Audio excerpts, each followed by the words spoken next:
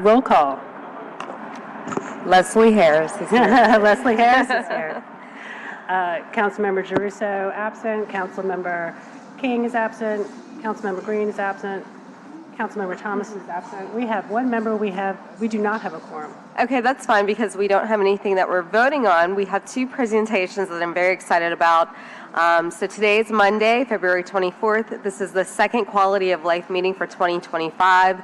Today's meeting, we will have a follow-up discussion with departments of Parks and Parkways on the latest draft of the Tree Protection Ordinance. Hear a presentation on a CA with Thrive New Orleans to create new green space in Central City, and we will end the meeting with an executive session. I do expect my colleagues to come down. I just like to get meetings started on time so we can get things rolling. We've done the roll call. We can't vote on the minutes. So why don't we, Anita, if you could announce number 3. This is the discussion regarding ordinance calendar number 34989 by Council Members Harris and Thomas by request. It's an ordinance to amend and reordain sections 106, 211 through 229 of the City Code regarding the protection of trees and other vegetation under the purview of the Department of Parks and Parkways.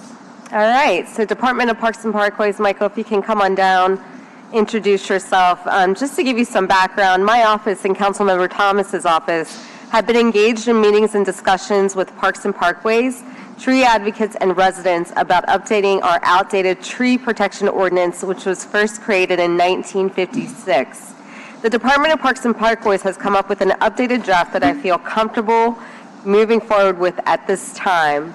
This version of the ordinance includes definitions that didn't previously exist, clarifies tree maintenance and protection standards, and codifies fining and remediation structure, among other necessary improvements.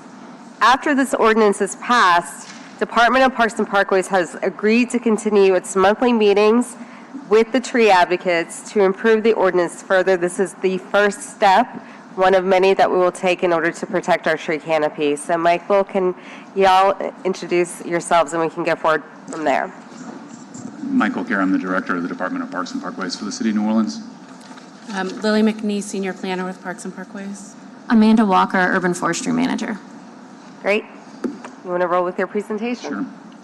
Thank you, Councilmember Harris, for asking us to be present today. We're very much looking forward to making progress with this ordinance revision and continued protections for our canopy with the community.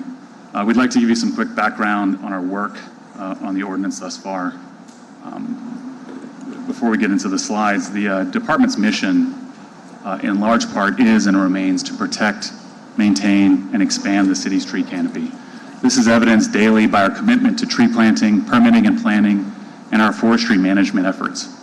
We have made great strides in recent years to increase staffing, update our policies and management tools, and by securing additional funding resources for planting and maintenance. These ordinance revisions are a step in that direction. Again, they are a step in the right direction. Lily and Amanda will speak more shortly about how this language will allow the department to better perform its mission. I'm going to just go through it. Is this not working?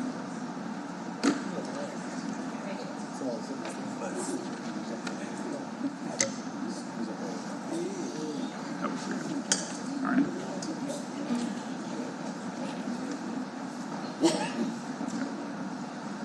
So just a quick history of the department for context. The Parkway and Park Commission was formed in the mid-20th century. Followed shortly by that were the tree ordinance provisions that are currently in place as a part of the code. Councilmember King. It's been close to 70 years since those ordinances have been updated. The commission became a department in 1996, and since 1996 there have been various attempts with various councils to update tree protections. We again thank you, council members, for your interest and advocacy at this juncture in updating the code. Just to speak to where we are with that, Councilmember Harris, we first met with you and your staff in September of 2023 to address this very issue of a strategy for updating the code, or expanding the department's ability to enforce tree protections, and what assets and funding would be needed for the department to make that happen. Councilmember King, you have reiterated your support for the tree canopy over the years, and various other council members. We're at a good juncture where we have council support and are in a position to continue the conversation with community members to establish these baseline ordinance revisions, and to move forward with giving the tools to the department to allow it to continue to perform its mission. Throughout 2024, we've met with various community members that ultimately led to a Quality of Life Committee meeting in October on this very topic. Our staff has worked very hard to continue to revise the ordinance revisions that we're presenting to you today. And over the last few months, we've received public comment from various community members, as well as various community groups on this issue. And we've had several meetings from October through the present with council members, city staff, and tree advocates on this issue. We recognize that what we're presenting to you today, again, will allow the department to better enforce the protections that are in place, and to clarify the information to the public to ensure that tree protections continue. And with that, I'll pass it to Lily. Okay, so one of the simple but important additions to the ordinance is a purpose and scope, just to reiterate our commitment to the preservation, promotion, and expansion of our urban forest and our department's mission. And then next. So there are the removal of some obsolete provisions, such as requiring a permit to peddle flowers. Requests must be sent in letter form, and references to the now defunct commission, so just a cleanup of things like that. It provides comprehensive definitions. The current ordinance only defines sidewalk. It clarifies and expands violations and fines, including tree replacement requirements, simplifies the permitting process for tree planting and maintenance, as well as bolstering tree protection requirements for all construction, street work, and utility projects, and we appreciate that not all of the public concerns can be addressed within this ordinance. We included as many revisions while working within the constraints of state law and the city charter, but the department does remain committed to exploring all possible avenues to increasing the city's tree protections and increasing tree planting requirements as well. Amanda? Yes, Lily and I worked diligently to add the definition language and many of the and to be able to bolster the tree protection. Sorry, I just lost the word I was looking for. The tree protection guidelines, so that we can work with the other city departments and all of the construction that's going on right now. They allow us to make common sense decisions that are in the best interest of the urban canopy. And so rather than being pigeonholed by old antiquated language, this gives us the ability to grow and be flexible as we move into the 21st century. What, 22nd century? Sorry, I'm old. And then this is just a list of some of the goals that we wish to move forward with. Yeah, so we really wanted to talk today on the record at the Quality of Life meeting about how, as Mike said, this is the first step. We have lots of goals and projects that we are going to start on the horizon. And so in the process of developing some of these goals, and as we move through these projects, we're sure that there will be other instances that come up that require changes to this ordinance. And we are very committed to improving citizen engagement and listening to citizens on the whole across the city, because different neighborhoods have different challenges all over the place. And so we really want to make sure that as we go through this ordinance revision process, that we're engaging all different kinds of citizens with all different kinds of issues in different parts of the city. And so updating our department website and developing an urban forestry management plan, updating our inventory will all help us engage with those citizens and really get a better idea of what is needed where in the city and how we can best address those issues. All right, I just have a few questions. What are some of the immediate tools that this ordinance change gives parks and parkways? Sure. I mean, the most glaringly obvious one is the removal of the word dead in front of tree in several locations. The previous ordinance referenced dead trees, and unfortunately, not all of our citizens are equipped to understand the difference between a living and a dead tree. And so this gives us the ability to prevent anyone from removing any tree in the public right-of-way without our consent. Another big change is paving in the right-of-way. The previous ordinance allowed people to pave within 2 feet of a city tree. Well, we know how they change and are dynamic over time, so we've expanded that to 4 feet to better protect the critical root zone of our trees. We've clarified tree protection language so that it's very clear to contractors what we expect, when we expect, and that we expect it to stay in place for the duration of construction. And so those are some really short-term benefits that we expect to see really quickly. Okay, and Michael, I alluded in my comments that you are committed to continuing the conversation with the tree advocates. I know, again, this is the first step, one of many that we will take in order to protect our tree canopy. So I just want you to say on the record that you will commit to continuing the conversation. Absolutely. It's frustrating to us when time passes where we don't have engagement with the community that is so passionate about the same thing that we're passionate about. If meeting monthly isn't sufficient because you realize that you're not going to make sufficient progress in an hour or 2 hour stretch on a monthly basis, we're committed to whatever is needed. And as I mentioned to an advocate previously, if it's a less formal process to where we have to work with to where we don't have to work with the council to have meetings at council chambers. We have the facilities to host the public at our facility in Gentilly, and we're open to whatever is appropriate, whether it's a working group, just to really fine-tune how this dialogue and debate is to occur between the community and the department. We've worked really hard, Lily and Amanda in particular, in getting us to this point. And there are benefits that will come out of the passage of this ordinance language now. And we admit that there are benefits that we hope and expect to come out of the additional conversations on a regular basis with the community to figure out next steps about what's next. Okay, I'm going to put on my Joe Russo hat for a second. Do you need any additional budget in order to effectuate the changes that you've made to this initial pass through the ordinance?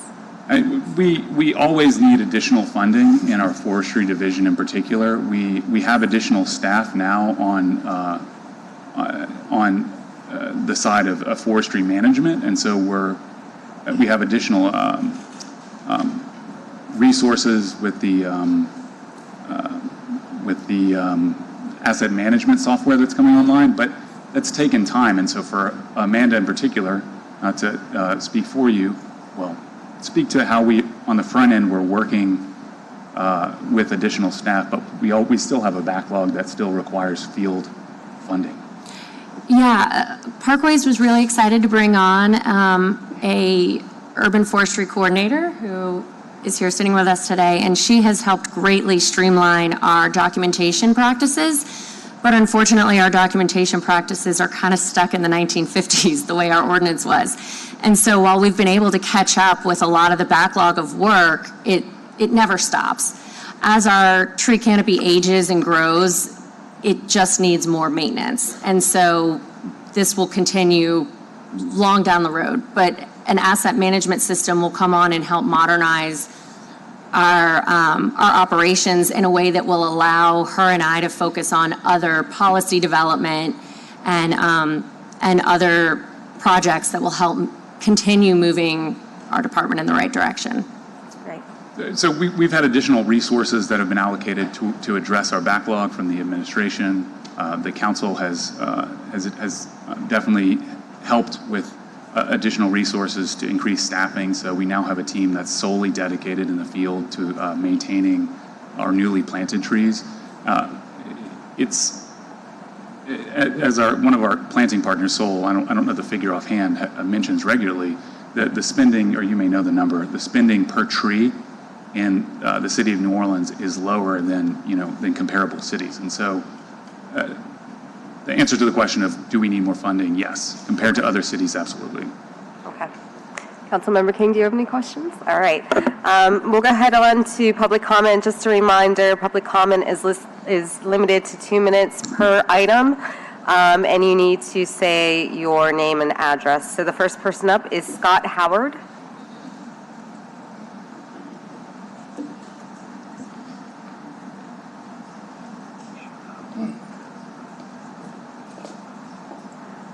Hi, Scott Howard. I live at 1208 8th Street, and I actually find myself in a somewhat awkward position because I have prepared remarks, and I'm inclined to throw them out the window, not because I don't still believe in them, but I consider Mike Karam a friend, somebody I've known for a while, somebody I trust, and he responded to a passionate message that I sent him last week asking that this ordinance be postponed for the time being for various reasons. And I only heard from him a few minutes ago because I have just come from a funeral myself, Mike, so I have empathy for your delay in getting back to me.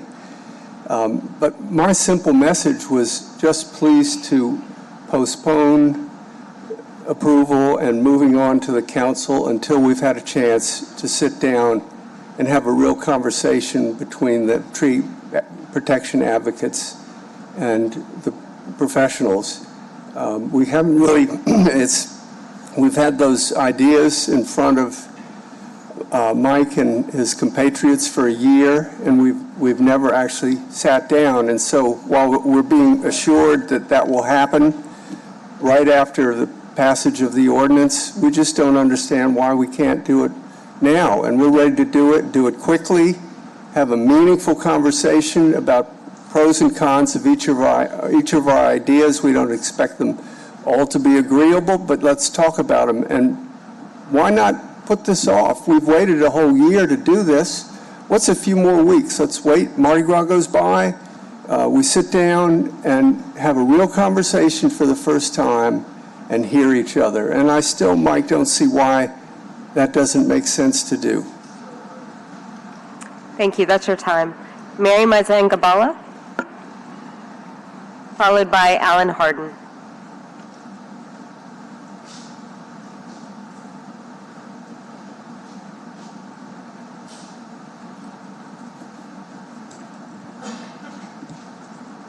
I'm Mary Mazangabala. I live at 319 South Genoa. Parks and Parkways draft ordinance has inadequate provisions regarding transparency, cooperation, and enforcement.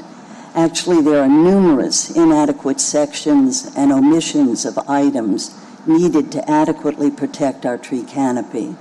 Unfortunately, in 2 minutes, they cannot all be addressed. So let me start with transparency.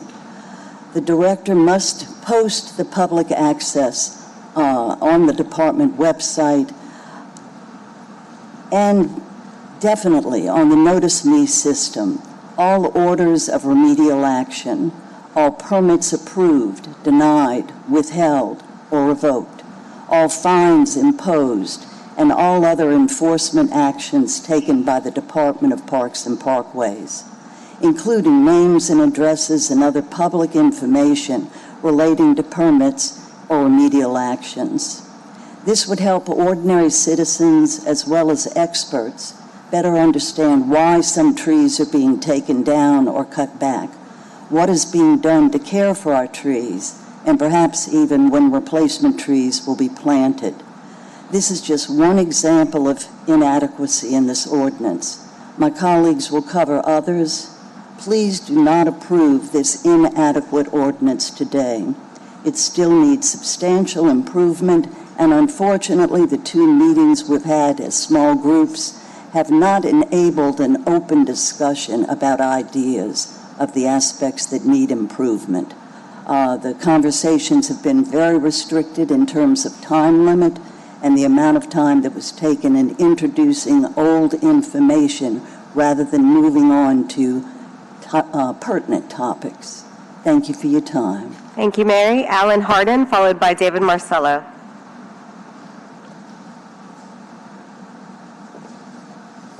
Hi, Elaine Hardin.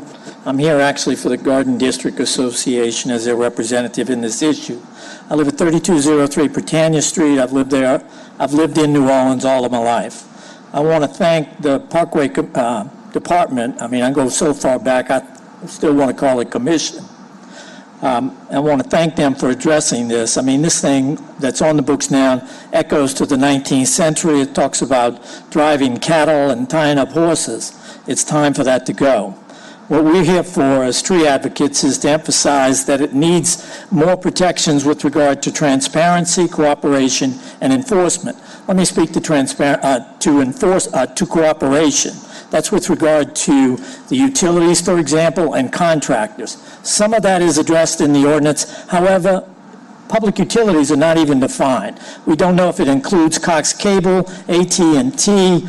T-Mobile now does cell towers where they're cutting also near trees. They're on telephone poles cutting near trees. So all of that has to be included. They were defined. Also, cooperation with other public departments, safety and permit coordination with curb cuts, with any kind of permits going on. Is there a tree involved? Are you going to take out a root system?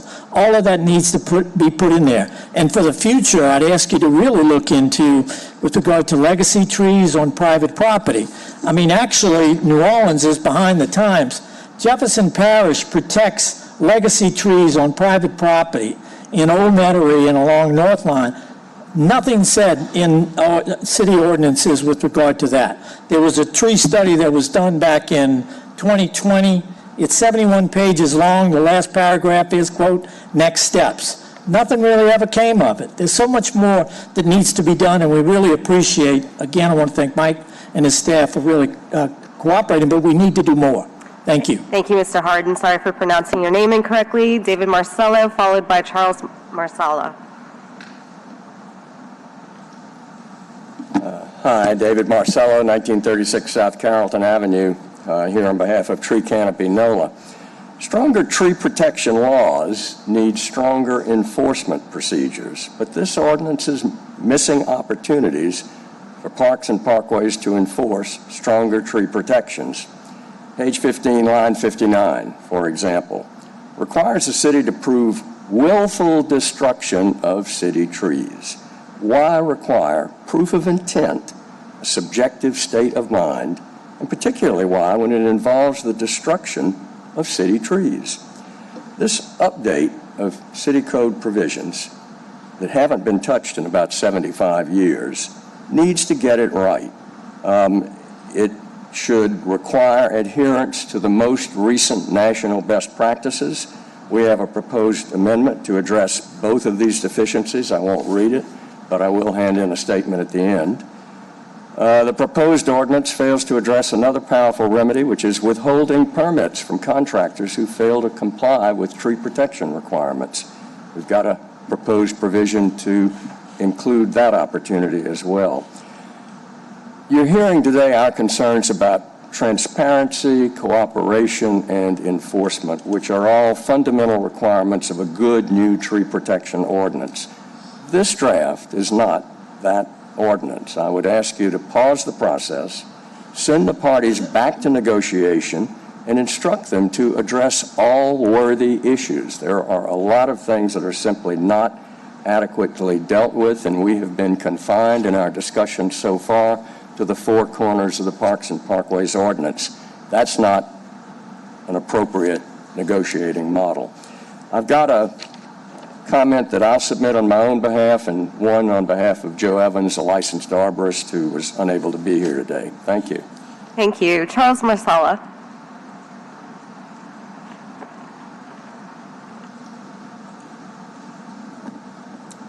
Thank you, Councilman. Interestingly enough, I followed David at the Sierra Club recently talking, and I was there in a related topic, which is West End Park. And here, recently, you might have seen the paper that came out last week, because it said West End Park plans move forward. West End Park has 29 heritage oak trees. My understanding is there used to be under the supervision of Parks and Parkways up until around 2013, and they're no longer. And we'd like to see it be protected the same way you're going to protect other trees in New Orleans. 1% of our parks are maybe in that park, which would be about $100,000 of the Parks and Parkways budget returned to West End Lakeshore Park. Besides the Advocate, I have a couple other images here because this is a topic that people are learning about. The park did not exist prior to 1904.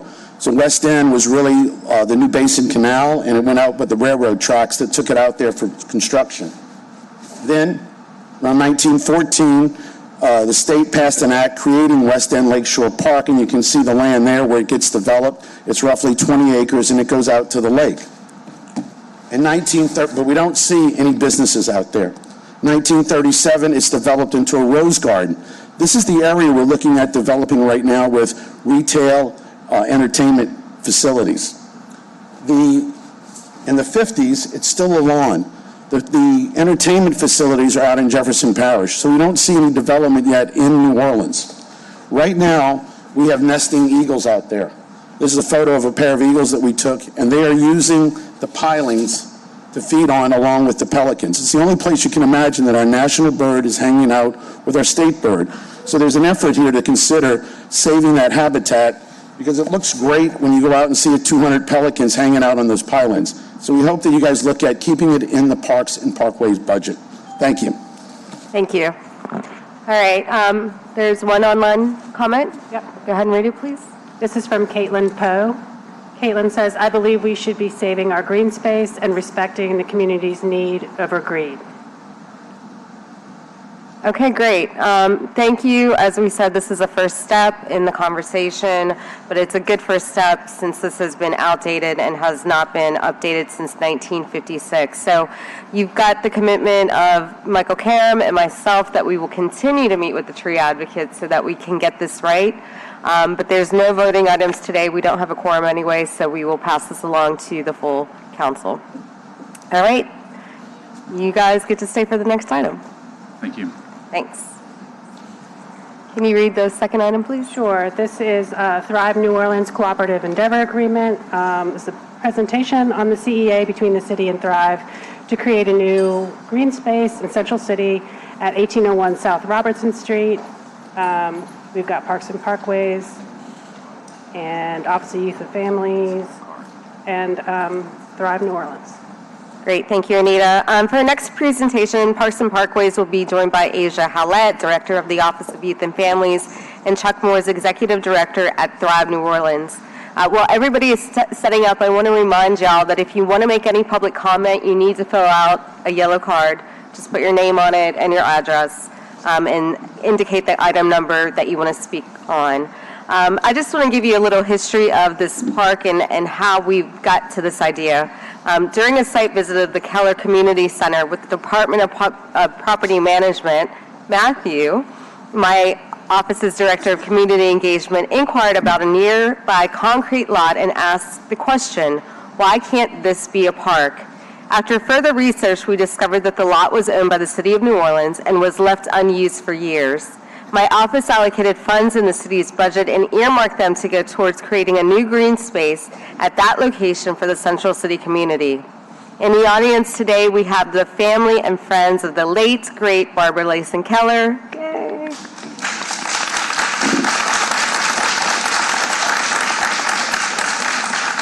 And I'm wearing my bling in honor of her, so that's why I'm blinged out today. Barbara Layson Keller was a trailblazer and beacon in the Central City community. Some called her the mayor of Central City, and today I am proud to announce that we will officially be naming the newly created park after Barbara Layson Keller. For her contributions,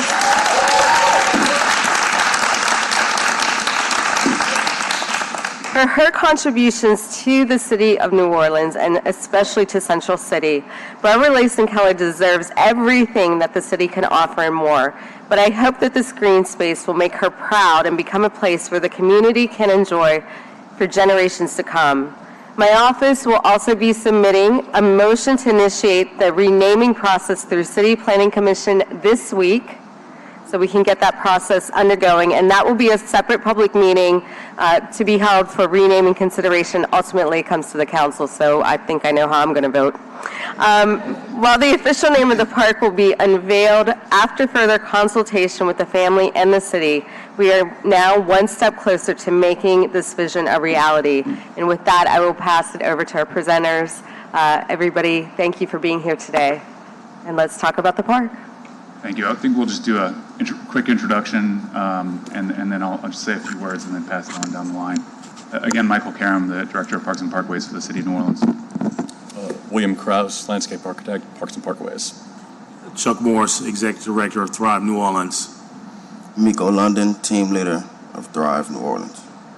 Asia Hallett, Director in Office of Youth and Families.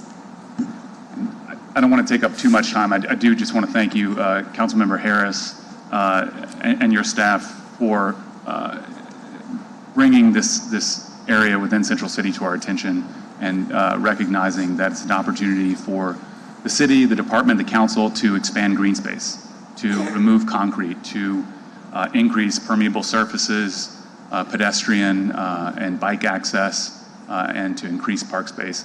It also gave us an opportunity at Parks and Parkways to work, to continue our work with Asia and Anna Maria and the Mayor's Office of Youth and Families, with you and your staff to brainstorm different options for how this green space can be redeveloped, and also to continue our work in partnership with Chuck and his team at Thrive. So it's been a great opportunity for us to meet over how we want to develop green spaces, especially green spaces that are adjacent to already functioning city facilities. And so it's going to be an amazing complement to that, and we look forward to its development. Actually, really, do you want to say something, and then we'll go? Yeah, I mean, I'm actually really excited about this park and the opportunity to honor our community members and their legacy. You know, something that's really important about this space is how long you have stayed on it to make sure it came to fruition. And I think that, you know, when we listen to comments in community, often the sentiment is that things are talked about and forgotten about. And so I'm just really excited about it. I think something that's also really important about this team that's here is that we've come to the table and come back and over trying to figure out how do we make this work with changing landscape and financial conditions. But to be here today, I think is really exciting. And I mean, the district and community deserve it. So I think this is a really exciting moment. Well, thank you. Excuse me. Thank you so much, Councilmember Harris. It's a pleasure, Thrive New Orleans. It's a pleasure for us to be a partner in this effort, a partner that will help and continue our relationship with Michael and Parks and Parkways in the city of New Orleans, but especially for Barbara Lisa Keller, who was a friend and someone who is highly respected in Central City, but also a chance. And I brought Miko London with me because I wanted him to share with you what does quality of life really mean. This is about quality of life, but it's bigger than that. Most definitely. I want to start off just thanking you guys for giving us the opportunity to be able to elevate our community and the people within it in a positive way, and also mine as well. And I'm about to call you Sister Harris. Councilmember Harris, we also want to thank you and Councilmember King and Councilmember Thomas is not here, but we brought the Thrive team with us because we want you to see how thankful we are for your support and for us doing this work. This work is going to be great for quality of life in the community, but it's also going to be awesome for quality of life for those that live in our city. So I want to ask everybody from Thrive that came today, this is part of our team, to stand and give Councilman Harris a thank you.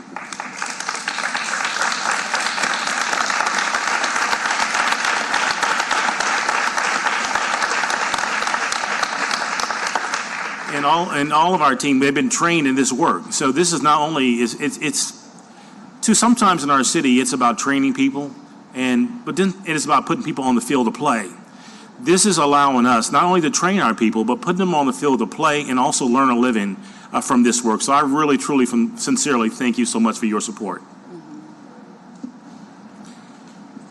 Just to reiterate what Michael said, we're honored to be here, and we're honored to be working with Thrive and help them continue the work that they always do.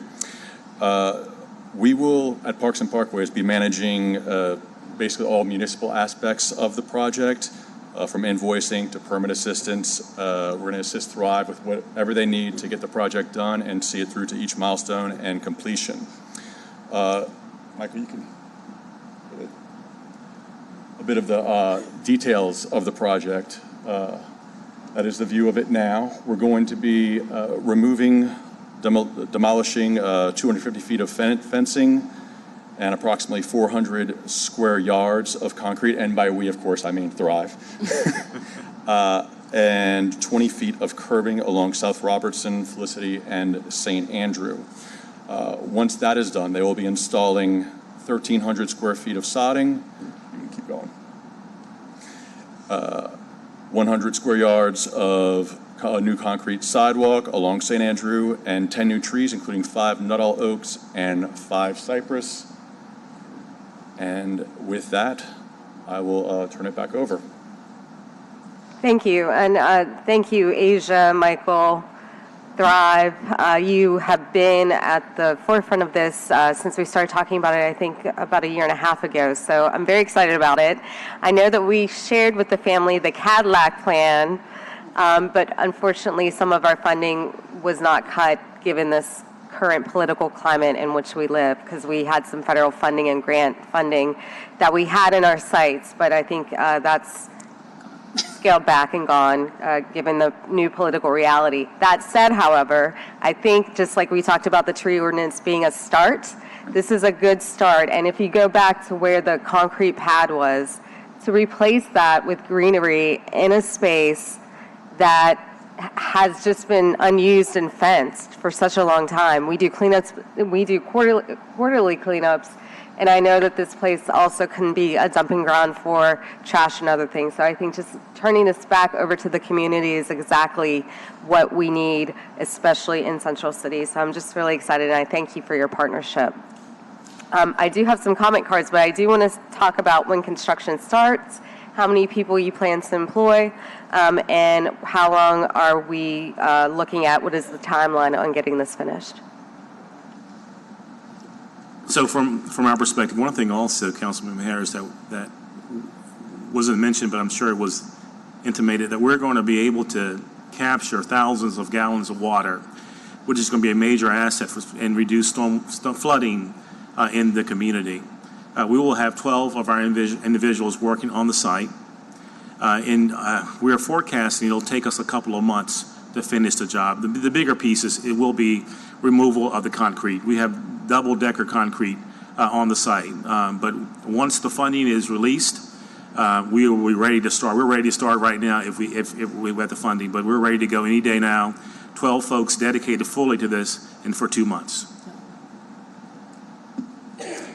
One thing, if I could add about this park in particular, because I know we're talking about District B, but thinking about the work that's happening in totality, I know there's a lot that's happening with New Orleans and Company, and because of the work that was happening with Keller and the conversations that were going on, they've been built into the planning that they're doing on how they can retain residents in the city, but also thinking about who is coming to visit us and making sure that legacy parks are up standard in our community. So although we're talking about Keller in this moment, it's actually been the impetus for a lot of other conversations about how we normalize rebuilding our communities. So I do want to make sure that people understand, like, this is, although we didn't get our Cadillac this time, I think it's really important to remember how much it's changing our community overall, that this even exists. So thanks. And is there opportunity for other funding, for example, from our state legislators who represent this area? Yeah, so that's the other thing that we're really excited about, is that we're now looking at what are the other funding options. So obviously, to your point about the legislature, but then there's also a lot of different institutions that have committed to giving. So that's like a part of their practice of our hospital systems, for example, and other private partnerships that exist. So those are all things that we're trying to figure out. How do we marry the governance with our private sector, with our philanthropic, so that way we can make sure that all of our strategic goals, which come down to greening our city and quality of life, are met across the board. So this is at the intersection of a lot of other plans, and so I think that's something that is just a really special place to be in right now. And just to add to what Asia's saying, this partnership, between city departments, between council and the administration, between Thrive and the community was an exercise in collaboration. We took another example, Crown Park, and used that as an example for the relationship with Thrive. We recognized that was a green space that needed a refresh. As you guys have mentioned, the communication that we've had, looking at different funding opportunities, we're going to end up with a great result, but almost equally to come out of that is we now know that these conversations can be had for other spaces as well, and so we look forward to that. Thank you. I'm really excited about it. Councilmember King, any comments? Thank you, Councilmember Harris, for leading this endeavor, and thank you for all of you for participating. I want to say congratulations to Ms. Barber's family. We can name so much after her, and she's done so much for so many people in this city. But I think this is a great gesture to give recognition to where it's due to somebody who's done so much. Just can't say that enough. So congratulations to your family for receiving this honor. And I want to just comment on behalf of Councilmember Green, who's at a press conference. He's sorry he couldn't be here, but he sends his regards to Ms. Barbara Layson-Keller's family, and that he fully supports this endeavor. Thank you. Yeah, I think all of our council members, I know that they would want to be here, and all are behind this project. So we'll all be there for the ribbon cutting in a couple months. I'm really excited. All right, so on to public comment. Just a reminder, 2 minutes each. Please state your name and address. First up is Charles Marsala.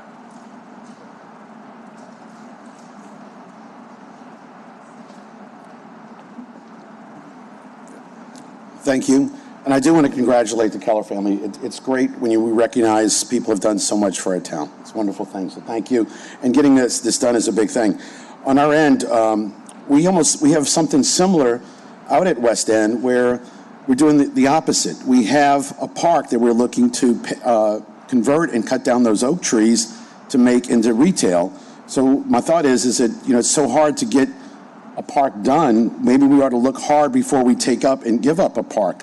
So we have surveyed over 250 people, and the overwhelming majority, 93%, would like to see the trees kept, and it turned into that bird sanctuary I was talking about earlier. The state grants, as you were talking about, there's a lot of them. I've been to many meetings where if you have waterfront property, you can qualify. And also, we know that Senator Cassidy talked about the Infrastructure Act of 2021, which has $50 million, $10 million per year for Lake Pontchartrain on waterfront projects. So we might lose that by giving up the park that we have and converting that to commercial. So I hope the council weighs that in.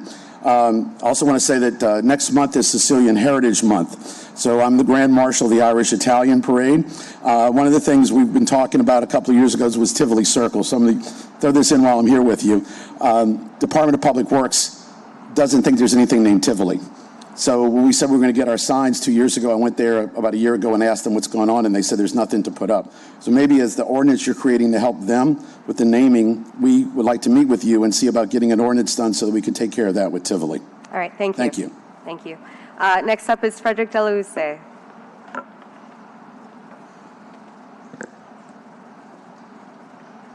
Good afternoon. Thank you for having me. Frederick Delahousse, 1712 Aritha Castle, Haley Boulevard, in the heart of Central City. I come representing the trifecta here. I'm an artist and culture bearer. I'm a resident of Central City with roots in the 7th Ward, and I also am the new director of the Office of Cultural Economy, of which Ms. Barbara legacy stands across all spectrums of my life and my being. So I am in full support of this. I will second line across that park as many times as I can and be at the ribbon cutting. Thank you so much, council people. All right. We're gonna need you for the to plan the ribbon cutting in second line. Dawn, followed by Kelly, followed by Jacqueline.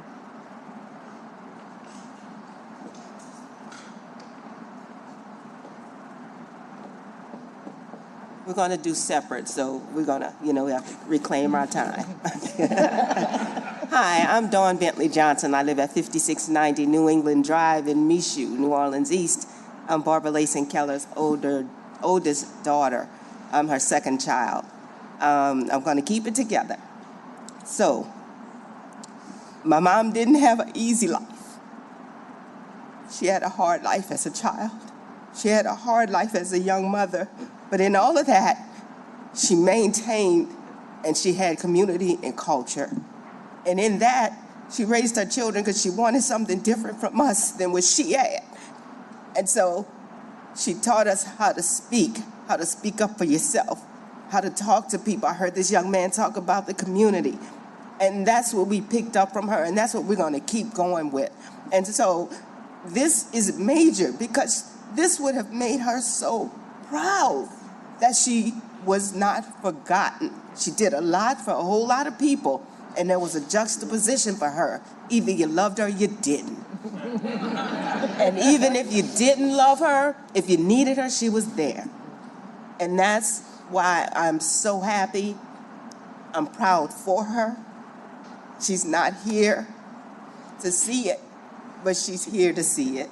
And so we thank you all, everybody who's involved, the city, Thrive. Our family appreciates you. And like the gentleman said, we'll be there the second line because we're second liners. So we'll be there as well. So thank you all so much.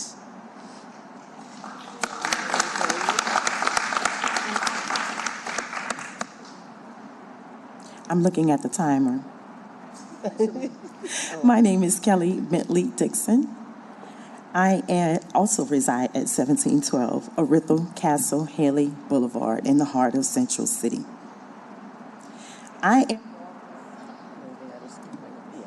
It'll restart again. Yeah. Before you start, Ms. Dixon, I do have to leave at 2 o'clock. I just want to, again, say congratulations, and I'll be up for the ribbon cutting as well. Thank you. Thank you, Councilman King. I'm Kelly Dixon. I am Barbara's middle girl.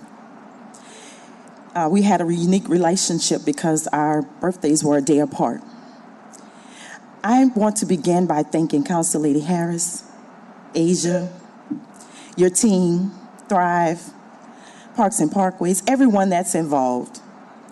I want to thank all of those that came out today in support of this renaming. And I'm going to ask, if you're here for Ms. Barbara, please stand.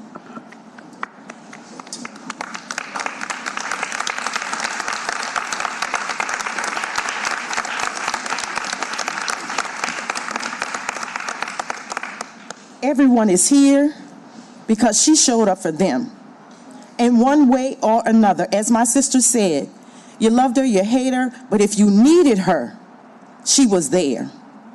My sister and I have committed to divide parts of her work because there's no way we could do it all. But we've divided parts of her work and her legacy to continue in this community. And as my sister stated, we were raised in this community. She raised us not only to reach back, but to step back into the community. And whatever table you're invited to, when you leave the table, go work in the community. My mother was not just a looker or a hearer. She was a doer. She was boots on the ground for whatever she was needed for. Council Lady Harris, I thank you. We thank you from the bottom of our hearts. We were trying to think of what we could do, and when your office reached out to us, we told you that whatever you needed from us, we were on board, because where we go to see her now brings tears to our eyes. But when we go to this green space, let me tell you this. I don't know what you're planning. I have no idea what you think it's going to be. But trust me, we'll be whistles and everything else we can bring to celebrate her in this green space. Thank you so much.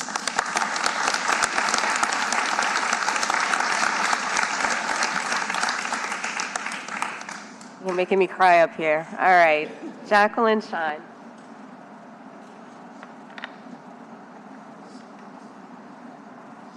Good afternoon. My name is Jacqueline Shine. I live at 2000 Valentine Court in Algiers. I am here to represent Sigma Gamma Rho Sorority Incorporated, of which Barbara Layson Keller was our dear, dear member. Thank you so much to you, Councilmember Harris, to your committee, and to the entire City Council for bringing this forth.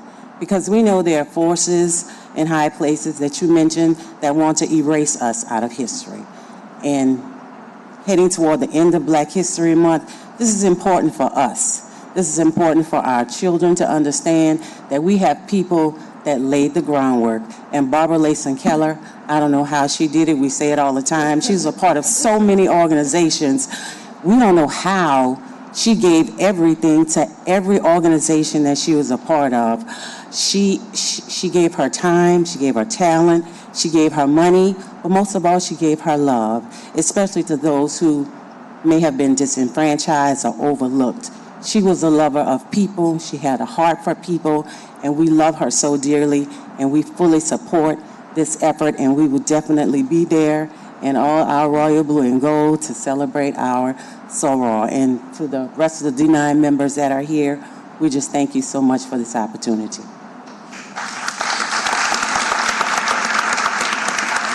Anita, do we have any online comments? No online comments? Well, with that, I just want to thank everyone who came out. I know it's in the middle of the day, but we will make sure that the ribbon cutting is not, and that it's on a weekend, so people can get there and we can be ready to celebrate. I'm so excited. I'm so grateful for everything that your mom did, because it's sometimes tried to say this, but we do stand on her shoulders, and she gave so much. So thank you for being here and making me cry. And thank you, Parks and Parkways, Asia, Chuck. We can't do this without you. I look forward to continue the work. All right, thank you all. Thank you. Next agenda item. Well, we have the executive session, but since we don't have a quorum, we can just call it a day. Okay, perfect. Thank you all.